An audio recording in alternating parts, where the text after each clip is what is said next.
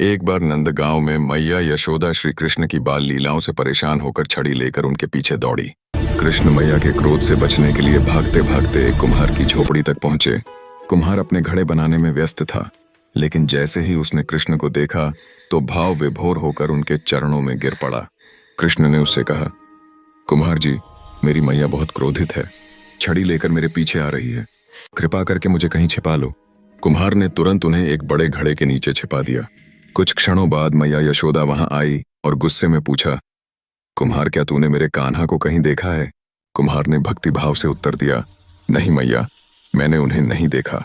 यशोदा तो चली गई, लेकिन घड़े के नीचे छिपे कृष्ण यह सब सुन रहे थे। अब उन्होंने कुम्हार से कहा, कुम्हार जी, मैया चली गई, अब मुझे बाहर निकालो।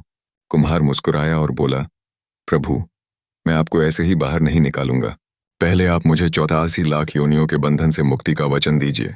कृष्ण ने आनंदित होकर कहा, ठीक है, मैं तुम्हें मुक्ति दूंगा, अब तो बाहर निकालो।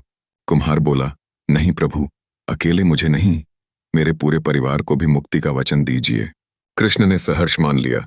फिर कुम्हार ने कहा, प्रभु, मेरी बैलगाड़ी के बैल भी इस मिट्टी को ढोकर लाए हैं जिससे यह घड़ा बना है, उन्हें भी मुक्ति का वचन दीजिए। भगवान मुस्कुराए और कहा, ठीक है, मैं उन्हें भी मुक्ति दूंगा। अब भी कुम्हार नहीं माना और बोला, प्रभु, बस एक अंतिम इच्छा है, जो भी मनुष्य हमारे बीच हुए इस संवाद को सुनेगा उसे भी आप 84 लाख योनियों के बंधन से मुक्त करेंगे, ऐसा वचन दीजिए। भगवान श्री कृष्ण कुम्हार की निश्चल भक्ति और प्रेम से इतने प्रसन्न हुए कि उन्होंने यह वचन भी दे दिया।